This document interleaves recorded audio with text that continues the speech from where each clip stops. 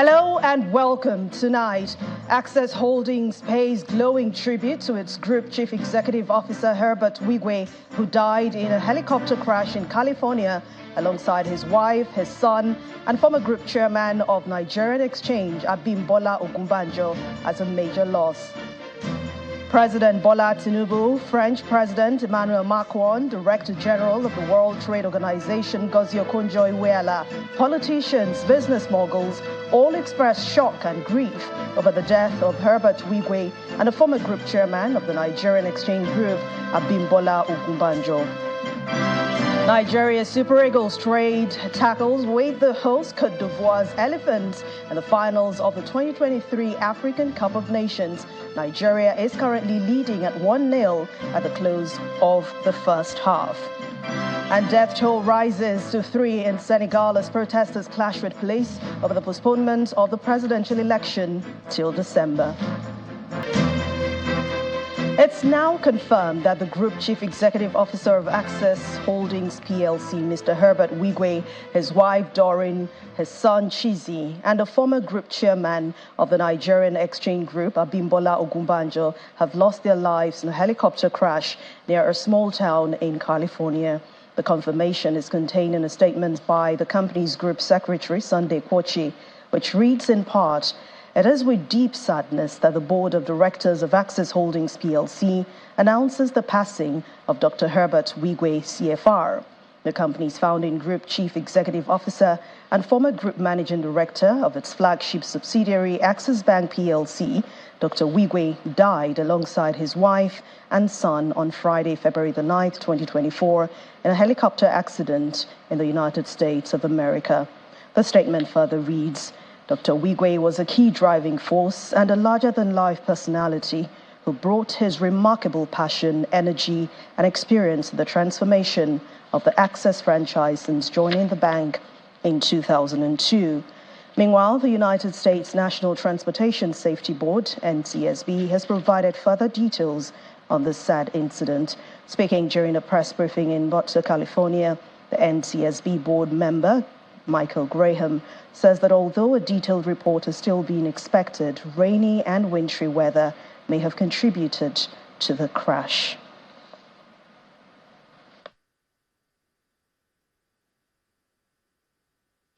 Last night at 8:45 p.m. Pacific Standard Time, an Airbus EC-130 helicopter departed Palm Springs, California, en route to Boulder City, Nevada. At about 10:08 p.m., the helicopter impacted the terrain south of I-15 near Halloran Springs, California. Halloran Springs is about 75 miles northeast of Barstow. 2 crew members and 4 passengers were on board and were fatally injured. Before I go any farther, on behalf of the NTSB, I'd like to express our deepest sympathies to the families and loved ones of those who lost their lives in this terrible tragedy. We have a representative from the NTSB's Transportation Disaster Assistance Division on scene with us. She is currently working with the family members of those who lost their lives and will provide support as well as investigative updates as they become available. The NTSB is an independent agency charged by Congress to investigate every civil aviation accident and significant accidents in the other transportation modes. We are on scene now to gather perishable evidence. Our team is methodically and systematically reviews all evidence and considers all potential factors to determine the probable cause. This is the beginning of a long process. We will not jump to any conclusions, and the information that I provide for you tonight is preliminary. A preliminary report will be available in a couple weeks, and however, a full NTSB investigative report and investigation will last 12 to 24 months before a final report is published. Additional details about the accident include: the crew consisted of a pilot in command and a safety pilot. The accident flight was operated by Orbic Air LLC as a Part 135 charter flight. Witness reports of the weather conditions at the time of the accident suggest rain and a wintry mix. The helicopter was not equipped with a cockpit voice recorder or a flight data recorder. This helicopter was not required to be equipped with those type of recording devices. We are aware of media reports of some downed power lines near the accident site. We will be looking into this report during our on-scene investigative phase of this investigation.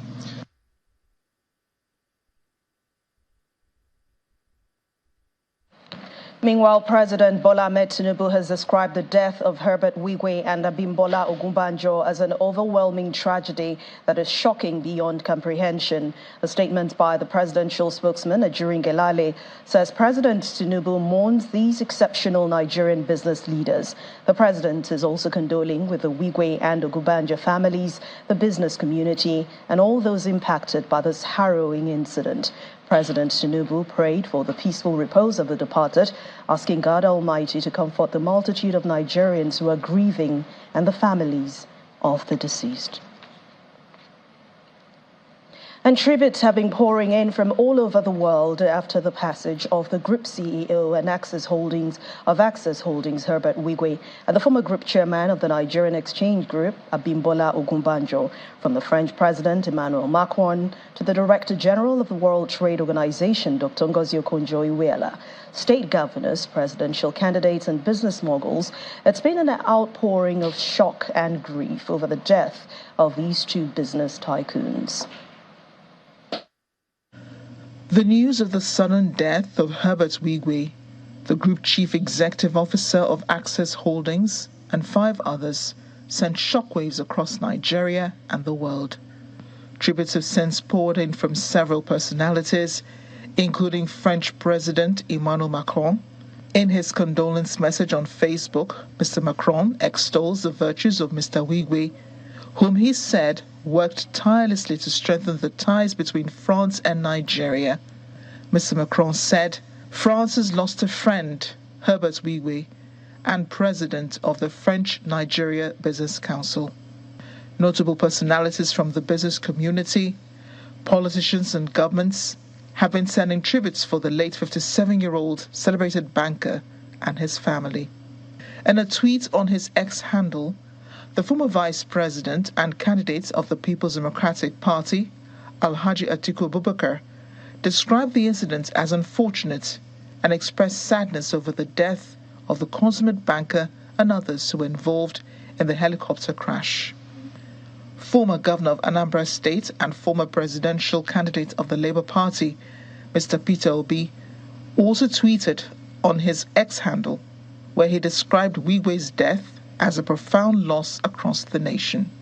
The Director General of the World Trade Organization, Dr. Ngozi Okonjo-Iweala, also joined in expressing grief in a post on X. Billionaire businessman Femi Otedola said he's shocked to hear about the death of Wigwe, his wife and son, as he recalls memories of his last meeting where he and his business counterpart, Aliko Dangote, were hosted to a dinner by the Wigwes. Businessman and philanthropist Tony Lumelu also took to his official X account to eulogize Herbert Wigwe and Bimbo Ogunbanjo in a message titled Tribute to Great Lights, True Patriots. Mr. Lumelu described their deaths as terrible and disheartening. Tributes from state governors have been pouring in over the death of Herbert Wigwe. In different statements, the governors of Kaduna, Rivers, Abia, Cross River, and Anambra states described the deaths as shocking and a great loss for the country. And still on tributes to the late business moguls, the President of the Senate, Senator Godswill Akpabio, has described the death of Herbert Wigwe as a big loss, not only to the Nigerian banking and finance industry where he held sway, but also to the country as a whole.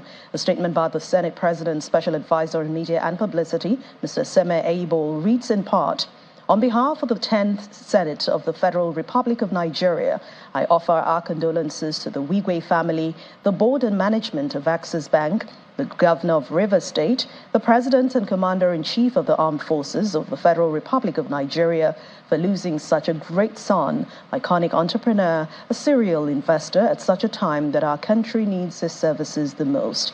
The statement further reads, "We pray for the repose of the souls of the deceased, while we urge Nigerians to uphold the values of integrity, commitment, and professionalism that he embodied throughout his remarkable career."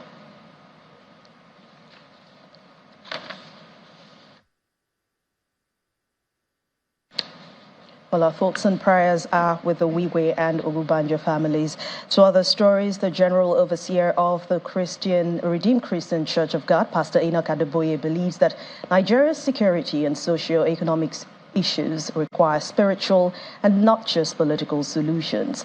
He expressed this feeling during a visit to Governor Obasani of Kaduna State at the Sarkashim Ibrahim Government House in the state.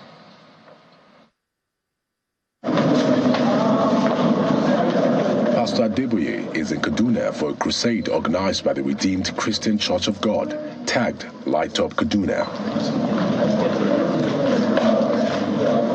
The man of God uses the opportunity to visit the Kaduna State Governor, Senator Obasani, at Sir Kashim Ibrahim Government House, accompanied by senior members of the church.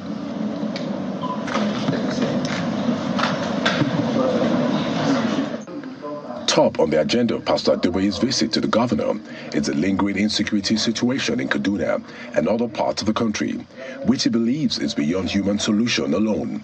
The cleric, however, says Nigeria will soon overcome them. Your word says, except the Lord builds the house, those who are building are laboring in vain. The religious leader also prays for the peace of Kaduna State and the nation at large. We as a country are blessed. We are blessed with people with great intelligence. We are blessed with all manners of resources. And yet we have so many problems. And it's not as if the people in authority are not trying their best. They're doing as much as humanly possible.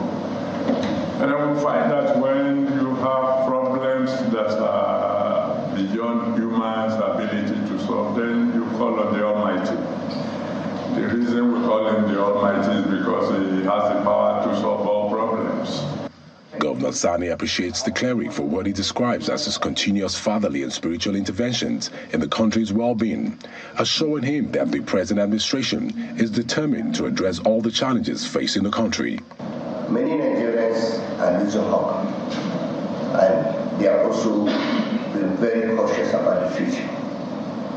But like I said in my own conversation with you before this meeting, that we are going through difficulties because of what happened in the past. And right now, we have a president who is determined, focused, and who is ready to take our country to the higher height.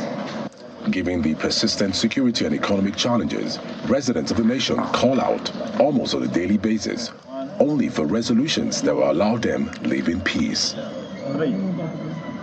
Hope we all have our shot.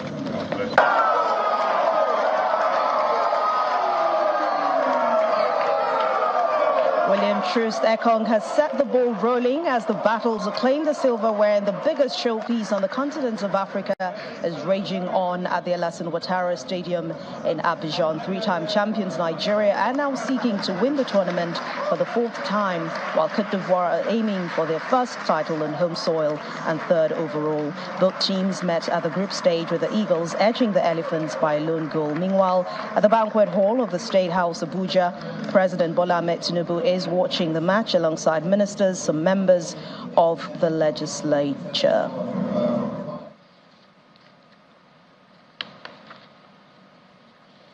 In part two, after the break, we have more on the AFCON going on at the moment, plus United Kingdom Secretary of State for Business and Trade, Kemi Badenoch, arrives Nigeria to meet with business and entrepreneurs on strengthening Nigeria-UK trade partnership. Please join us again. Welcome back. If you've just joined us, you're watching the news at 10 on Channels Television. A reminder of our top stories. Access Holdings pays glowing tribute to its group chief executive officer Herbert Wigwe, who died in a helicopter crash in California alongside his wife, his son, and the former group chairman of Nigerian Exchange, Abimbola Ogunbanjo. President Bola Ahmed Tinubu, French President Emmanuel Macron, Director General of the World Trade Organization, Ngozi Okonjo-Iweala, politicians, business moguls, all expressed shock and grief over the death of Herbert Wigwe and former group chairman of the Nigerian Exchange Group, Abimbola Ogunbanjo. Nigeria's Super Eagles trade tackle with the host Cote d'Ivoire's Elephants in the finals of the 2023 African Cup of Nations. And death toll rises to 3 in Senegal as protesters clash with police over the postponement of the presidential election till December.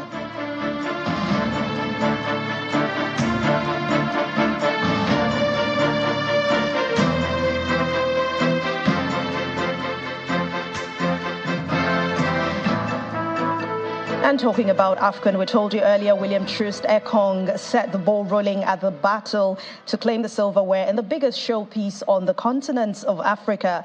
It is raging on right now at the Alassane Ouattara Stadium in Abidjan. 3-time champions Nigeria are seeking to win the tournament for the 4th time. And for Cote d'Ivoire, they are aiming for their first title on home soil and 3rd overall. Both teams met at the group stage with the Eagles edging the Elephants by a lone goal. Well, football, they say, is just a game, but tonight it actually feels like war. A battle between Nigeria and Cote d'Ivoire is going on as we speak, a battle to determine who will wear the golden crown and be called the kings of African football. Babajide Ogunsawo, founder of Leadership by Data and Channels Television's data consultant, is here, as always, to share more light, on the finals of this AFCON going on at the moment. Hello, Babajide. I see you writing and writing. What will be the victory for Nigeria? What will this victory mean for Nigeria, for football fans, and for everyone? You know, it's an interesting night. Usually I'm always asking for more time on the news at 10, but tonight I really don't need so much time so that I can get back into the game. I can imagine.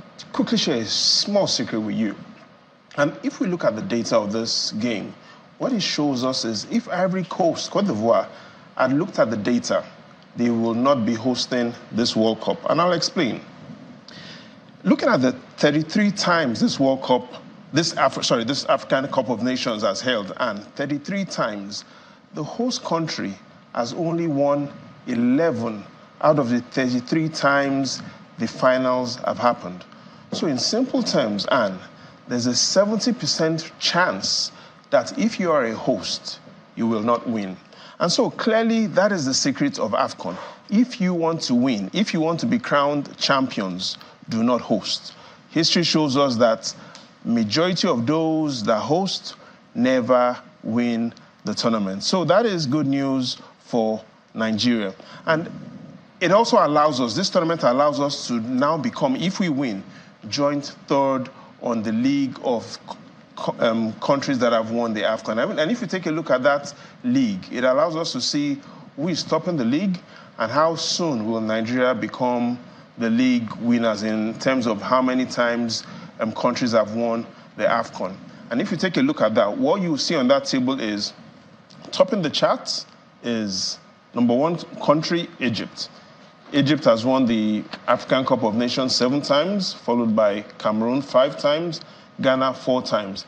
If at the end of tonight we win, that will be our 4th time lifting the cup, and that will make us joint 3rd with Ghana. So all going well with Nigeria tonight, Nigeria will become joint 3rd in terms of countries that have lifted the trophy in Africa. Only Egypt and Cameroon will have lifted the trophy more times than Nigeria. But again, the good news, like I've said, is going by history, majority of the countries that host the final do not win. But looking at the scores at the moment, is this a surprise?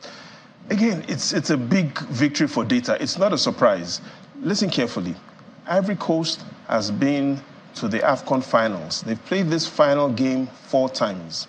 And in all their final games, at the finals, they've never scored. Let's take a look at what has happened on the 4 times Ivory Coast got to the final. And if we take a look at that evidence, yes, they might have won the tournament twice out of the 4 times, but the evidence shows that every time Ivory Coast gets to the final like they've gotten tonight, in 90 minutes, they've never scored a goal. 1992, they faced Ghana. After extra time, the match ended 0-0, even though they won because of penalties. 2006, Ivory Coast got to the finals. They faced Egypt. They lost after extra time 0-0. 2012, they faced Zambia. They lost 0-0. 2015, they won, yes, but that was because of penalties. Don't forget, Ivory Coast in regulation time in all of their history have failed to score in 90 minutes. And this, right now, based on the results we have after the first half, is consistent with our history. Well, we are hearing now that's not 1-1. It means we have drawn this. But is there any science or arts to predict who will win this game? So, again, you've gotten that information ahead of me. It's 1-1. But looking at that, this is the first time Ivory Coast will be scoring in the finals. But now let's take a look at our own history. And our history even still gives us reason to smile, even though the data, Ivory Coast seems to be going against history. And that, if we look at that data, 7 times Nigeria has gotten to the finals. We've won 3 out of the 7 times overall. That doesn't look impressive, a 42% win rate when we get to the finals. However, and let's look at our recent history. The last 3 times we got to the finals, we won 2 of these finals. So looking at the long term, we don't have an impressive history, but looking at the short term, especially in the last 3 times we got to the finals, we won 2 out of these times. And this is another chance where the numbers favors Nigeria. The numbers favors Nigeria if we can make it happen in 90 minutes. However, if we go into extra time, the numbers no longer favor us because Ivory Coast has a better history in penalties at the finals than Nigeria has at the finals. All right, thank you very much. But you know, in the final analysis, and even though Truce Ekong has scored a goal tonight, tomorrow morning, what Nigerians will be asking is, when will President Tinubu score his economic goal?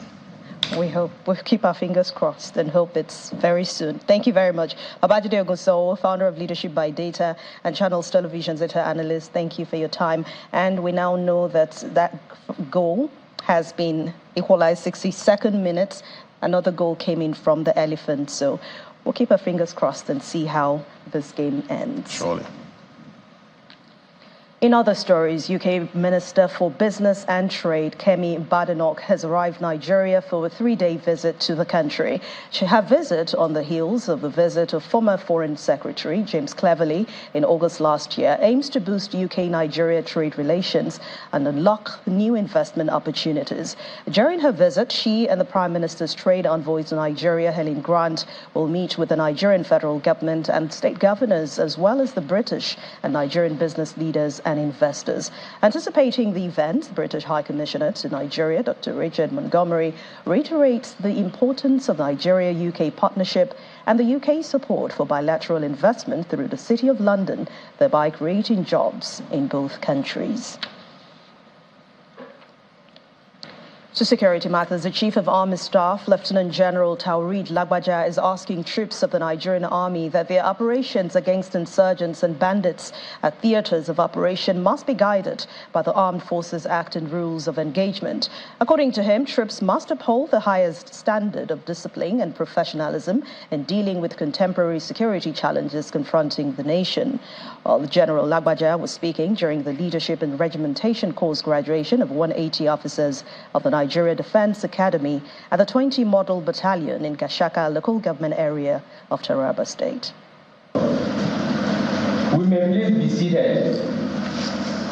Gathered here are 180 graduates of the Nigerian Defense Academy's 70th regular course from different units and formations across the country, who have undergone a 13-week leadership and regimentation course training at the 20 Model Battalion SETI, Gashaka local government area of Taraba State.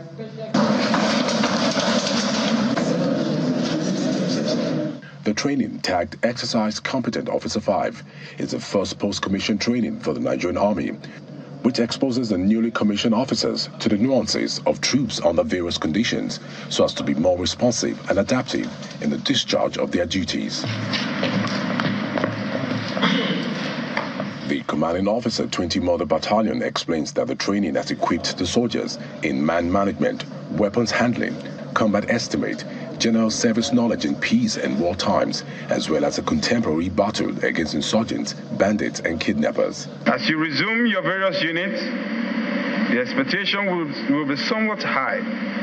Therefore, it is your responsibility to build on the knowledge gained here through self-development, perseverance, tact, and intuition. The Chief of Army Staff, who was represented by the Director of Courses, Department of Training, Army Headquarters, warned that with the skills acquired, no excuse will be tolerated for failure.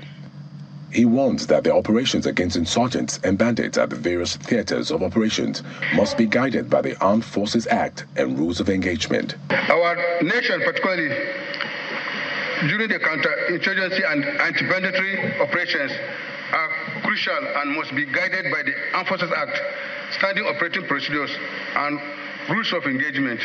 Having acquired the requisite skills in leadership and regimentation for the task ahead, the officers say their scope of knowledge is now broadened and are better informed in tackling conventional security challenges. Now we know where to build on the course of our career. It is also a credit that we served as duty officers of this unit, which exposed us to the task and responsibilities of such status.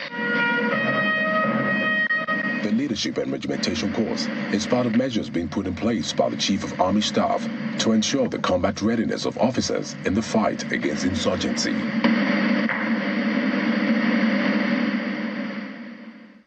Still ahead on the news at 10. Death toll rises to 3 in Senegal as protesters clash with police over the postponement of the presidential election till December. Please stay with us. Welcome back. As Nigerians continue to lament the impact of high cost of living, the primate of the All-Nigerian Anglican Communion and Bishop of Abuja, Most Reverend Henry Ndukuba, is calling on the federal government to address issues of corruption in the country, and he's asking Nigerians to have faith in God and be hopeful for a better tomorrow. Speaking in Abuja on the state of the nation after an episcopal visit to the Anglican Church, Life Camp Abuja, Reverend Ndukuba admits that Nigeria and Nigerians are going through challenges, but he believes that these challenges can be solved.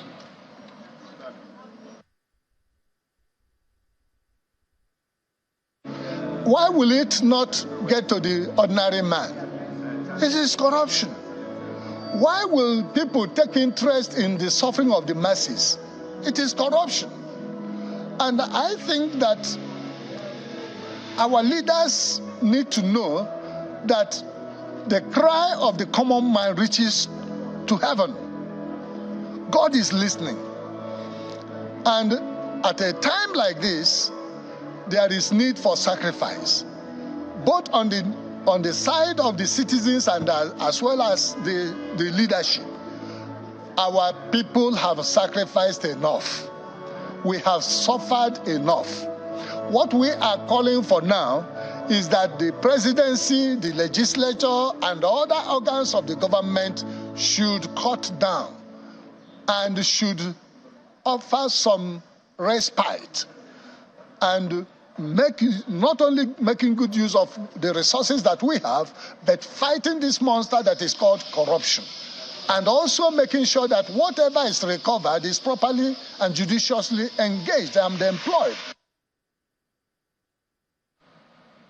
The governor of Bayelsa State, Senator Diederi, has promised more developmental projects in the state during his second term in office. He made the promise during a Thanksgiving service marking the end of his first and the beginning of his second term in office.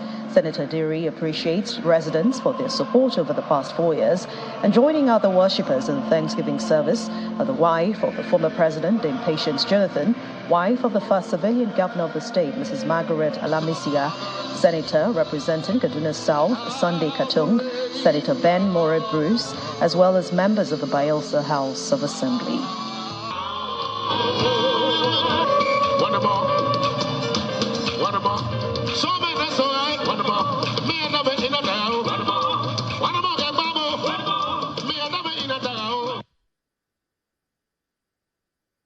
If it were not for the Lord, it could have been a different story. had elections in 3 states, and out of the 3, ours is said to be the smallest. And yet, our result was the one that came last. Have you asked yourself why? And the Bible tells me that when the Lord is with you, even your enemies will be at peace. So in this Thanksgiving, it is not for PDP, it is not for APC. Just as the preacher apostle said, it is for you and I. That Bayelsa State has been delivered from a group of people who are seeing it as their entity, who has formed a cabal to continue to mislead our people and our young ones. Thank you for the elections. Thank you for the past 4 years. Thank you for COVID-19 that you delivered us from. Thank you for the 2022 flood that you saw us through. Thank you for bringing us to a successful end of our first tenure. The federal government wants to ensure that host communities get the benefits that they are due from those mining solid minerals in their environment. This is according to the Minister of Solid Minerals Development, Mr. Dele Alake, during an exclusive interview with Channels Television. According to him, the federal government is working with the National Assembly to see that no one is able to legally exploit the nation's solid minerals without the consent of the host communities. Ab initio, you have to obtain the consent. After identifying your site, then you obtain the consent of the host communities before even applying for your license, and before we can give approval. So it's now a precondition rather than after the fact. And that would mean that the operator must have sought the endorsement of the host communities before obtaining approval from the Federal Ministry of Solid Minerals for license. And this will go a long way in reducing, whatever problems between operators and the host communities, also which led in part to some insecurity issues. Because I've had occasions or reports of host communities engineering insecurity against operators because of disagreements. You're right. So we believe that if the endorsement of the host communities is obtained before approval, the incidence of friction will reduce substantially. So we are putting that in the new thing. To catch the full interview, please watch Newsnight on Monday at 9 p.m. across all Channels television platforms. Meanwhile, the federal government is reviewing the contract for the rehabilitation of the Bauchi-Alkalari-Gombe Road. The governor of Bauchi State, Bala Mohammed, who made this revelation in Bauchi, says that the procurement process is already underway. He disclosed this at the groundbreaking for a road construction project in the local government area and other parts of Bauchi South Senatorial District. Our correspondent Hajara Aliyu reports. Governor Bala Mohammed of Bauchi State is progressing with the inauguration of state infrastructure. This time, he is focusing on the Bauchi South Senatorial District, where he inaugurated the construction of a 29-kilometer virgin road from Oi, Gambar, Sara, Merti to Lere. This project, costing 14 billion naira, will connect about 10 communities along the route. The governor's visit to Toro local government area saw an overwhelming reception from the local community. The residents are delighted by the groundbreaking ceremony for the construction of a 40.2-kilometer virgin road from Geljole to Lemi. His Excellency Governor Bala Abdulkadir Mohammed has invested a lot in the construction and rehabilitation of intrastate road network across the state. to improve the well-being of the people and socio-economic development of the state. In Al-Aleri local government area, Governor Mohammed also performed another groundbreaking ceremony for the rehabilitation of 29-kilometer Dindima-Yashi Mainamaji Road. This project, valued at 10 billion naira, is expected to also improve access to Yankari Resort and Safari. During the ceremony, Governor Mohammed seized the opportunity to discuss the federal government's infrastructure plans that is in the offing. I would like at this juncture to reveal to this congregation and to also extend our gratitude to the federal government under the distinguished leadership of President Ahmed Tinubu and of course our most respected Vice President Kashim Shettima, who have put interest on your calls, on your yearnings for the rebuilding of Bauchi, Al-Aleri and Gombe Road. I want to inform you that already procurement is in process to procure a concrete road for the first time in northern Nigeria. These projects are hinged on his campaign promises to open up rural communities for socio-economic activities. Hajara Aliyu, Channels Television News. From agriculture now, experts are now seeking legislation that would deter unscrupulous traders from engaging in unwholesome practice in the sector, especially in relation to the scale of planting materials. Research experts at the Nigerian Institute for Oil Palm Research, NIFOR, Edo State, who spoke with Channels Television on the negative effects of adulterated planting materials and what they could have an investment, walked our crew through the oil palm production process. The oil palm, a single-stemmed tree with leaves known as fronds, is cultivated as a source of oil. Its fruit comes in bunches. The individual fruit has an outer skin, a pulp which contains the palm oil, and a nut surrounded by a shell. The Nigerian Institute for Oil Palm Research, NIFOR, is about 85 years old. Its main station in Benin, Edo State, sits on 1,735 hectares of land, part of which its oil palm plantations occupy. The acting executive director of the institute, Mr. Goldie Sona, highlights the economic importance of the oil palm. From government policy through seed production to nursery seedling production, to cultivation, maintenance, and processing, and the different stages of processing to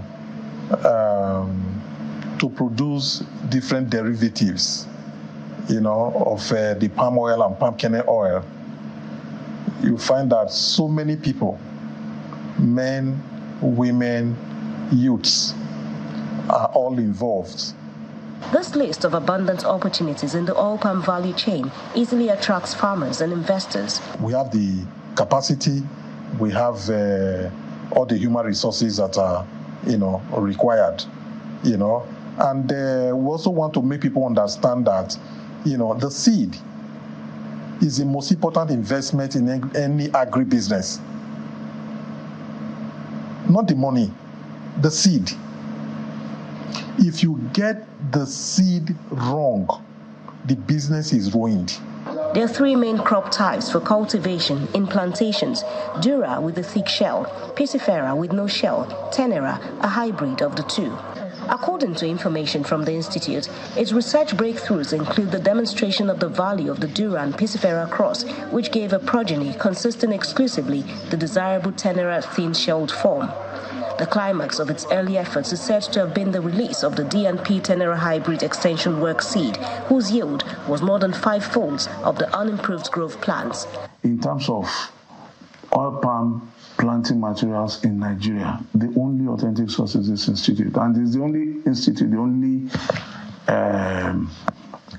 place where you have a seed processing facility into sprouted seeds. We remove it from the Florida. You see, the stages in the production of the sprouted palm seed are many. This one is already packed. It's inside. It's inside. Now, after bagging, assuming today, the fluorescent will mature. In the next 7 days, you will now see the flower, the anthers, they will open from inside. The other ones there are from feed 2. The fruit, after harvesting, is left to ferment for 7 days, after which it is taken to a water trough, where it receives special care for another 7 days. This gives room for separation of the seed from the pulp. The seeds are then sheet dried and brought to this seed store, where they remain for months. You can see already the pulp seed after sheet drying. They are inside the rack. A heat treatment room is another section where they receive more care. From the seed store, like I said, we take them to the water for 7 days, after which we bring them to the heat treatment room. I told you in the seed store, they are said to be dormant. But here now, we want to break dormancy. Okay? They'll be here for 80 days. Having undergone another successful trip to the water trough, the seeds make it to the cooling room. The temperature here is at 26 degrees centigrade. From there, they are taken to the sprouted seed store. You can see them now. The capacity here is still around 50,000. We also need expansion. It's too small for us, because you can see we are still picking, we are still sorting. Though we have another store there that we are still going to load too. The entire production process runs for about 1 year. Each stage is described as essential to a positive yield for the oil palm. As the head of the training division in the institute emphasizes, those who deal in the sale of adulterated planting materials hardly have the capacity to follow such intricate processes. Beyond us, there must be some level of control, some level of legislation to at least deter people from hurting others by developing and selling adulterated materials for farm, because this is a long-term gestation crop, and these crops, if you plant an adulterated material, it will take you 7, 8, 9 years to realize that you have planted the wrong thing, and that will be after very, very serious investment. The experts also advise investors to ensure they exercise due diligence, which translates to consulting the institute when going into oil palm seedling nursery or oil palm plantation cultivation. Jessica Olubusere, Channels Television News. Let's bring you an update on the ongoing AFCON game. The result is now 2-1. The game is in its second half, and it's 2-1 in favor of Côte d'Ivoire. That game was won by Sebastian Alla at the 81st minute into the match. To other stories now. A concerning surge in hard drug addiction is wreaking havoc on the lives of some young people in Port Harcourt, the River State capital, with 7 out of 10 cases in most neuropsychiatric hospitals within the state linked to hard drug. While our correspondent, Deborah Agbalama, has more. Young individuals, driven by factors like peer pressure, depression, and youthful exuberance, find themselves trapped in a cycle of drug addiction, often resorting to desperate measures like prostitution for the females and stealing for the males to sustain their deadly habits. For like 4 years now, and not only crack, I just smoke other things like ice, Thailand, sometimes. But it's quite hard to stop. I met a guy in Tunisia who introduced me into drug. He was my boyfriend, and I fell in love with drug. But I get to discover that it's not good, but it has become an habit to me that I can't stop it now. I know fit. I dey say people, I know smoke and for money. I know they pee also. My body go weak. Abuja Down, situated near Creek Road Market in Port Harcourt, has become a notorious hotspot for drug transactions, drawing addicts who struggle to break free from the dark hole of addiction. The young ladies in these clips once had thriving careers until they were introduced to crack cocaine and crystal meth. Now they are hooked and experience the double jeopardy of prostitution to earn enough money to feed their drug hunger.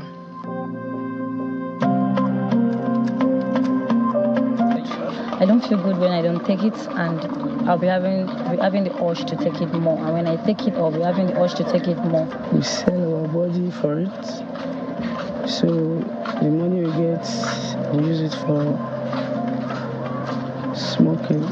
Despite the desire for rehabilitation by some of them, high costs associated with treatment facilities, both in government-run and private rehabilitation and treatment centers, pose significant barriers for victims to get help.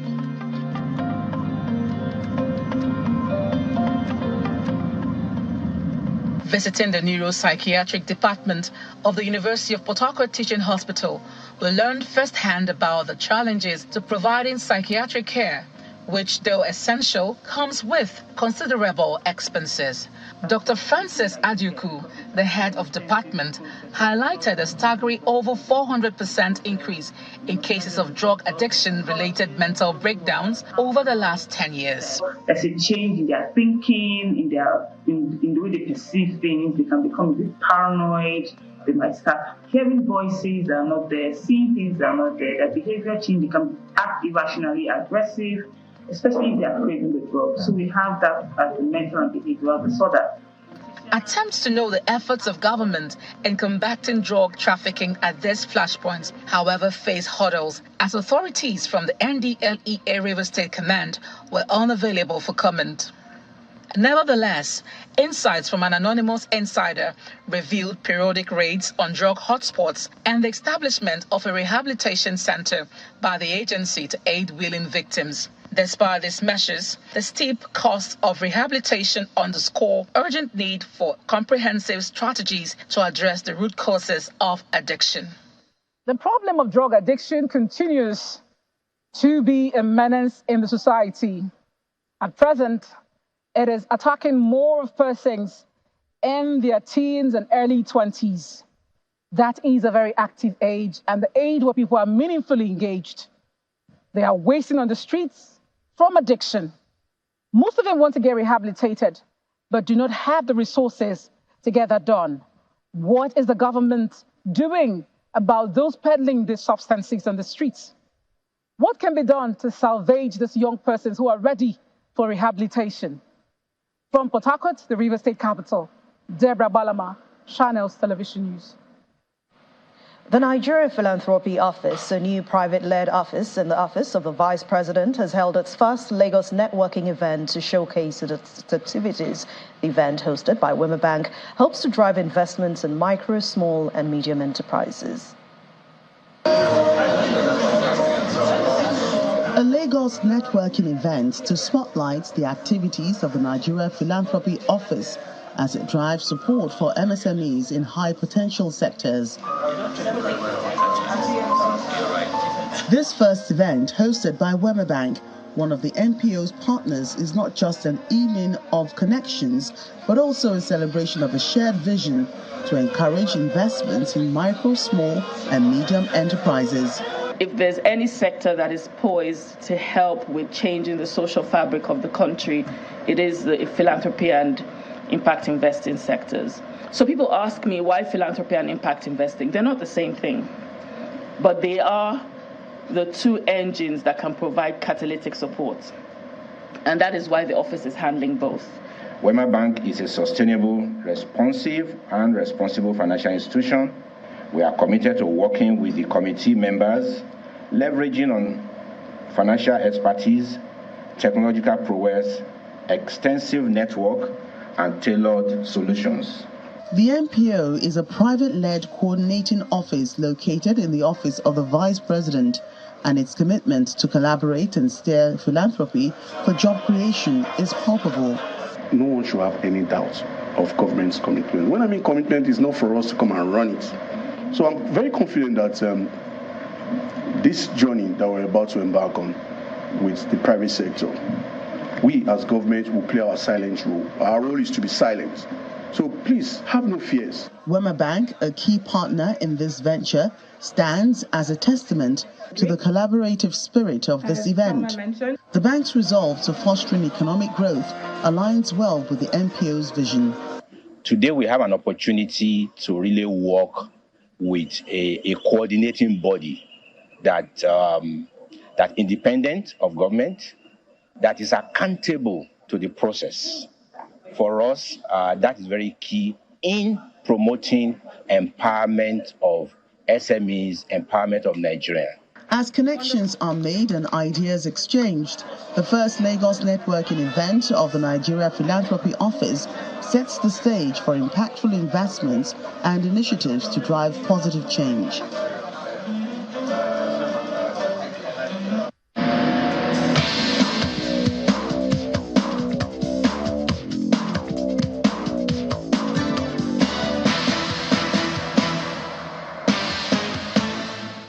In the world of sports, Bukayo Saka scored a brace as Arsenal set a new club record for the Premier League away win, smashing West Ham at 6-0. Declan Rice scored on his return to his former club, while Leandro Trossard and centre-backs William Saliba and Gabriel Magalhaes also on target in a ruthless display. Victory takes the Gunners within 2 points of leaders Liverpool and behind Manchester City only on goals scored. Meanwhile, Scott McTominay kept alive Manchester United's hopes of finishing in top 4 as the midfielder's late goal clinched a vital 2-1 win against Aston Villa. United took an early lead through in form Rasmus Højlund before Douglas Luiz levelled in the second half before McTominay came off again from the bench to head home with 4 minutes left. United remain in 6th place, but they are now 5 points behind 5th placed Villa.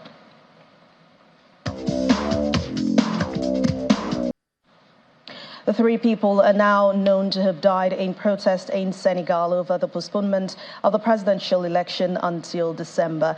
This announcement of the delay just 3 weeks ahead of the planned February 25 vote triggered violent clashes on Friday between protesters and police in Dakar and several other cities, in a wave of unrest that many fear will spill over into protracted instability.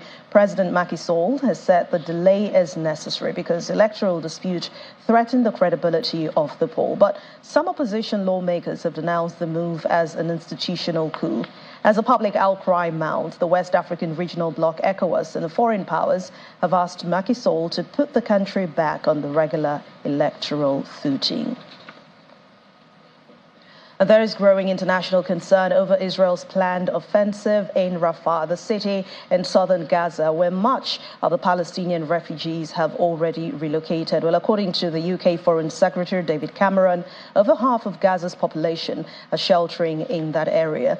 Dutch Foreign Minister Urs Slot says that there could be many civilian casualties at the moment. Saudi Arabia has warned of very serious action if Rafah was stormed. Hamas today warned that any operation would also undermine ongoing talks about a possible release of Israeli hostages in Gaza.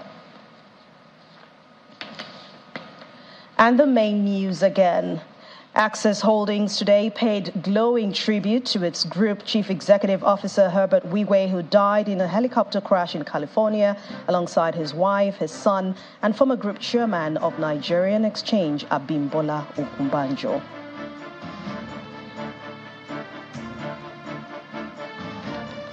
And President Bola Ahmed Tinubu, French President Emmanuel Macron have also commiserated with the families of those who died. We'll give you update again on the AFCON. The game is in its second half. At the moment, it is 2-1 and the 81st minute by Sebastian Alla. We'll be bringing you more details after the news. And that's the news at 10 tonight. Thank you so much for watching. I'm Anne Nwawadu. Have a great week.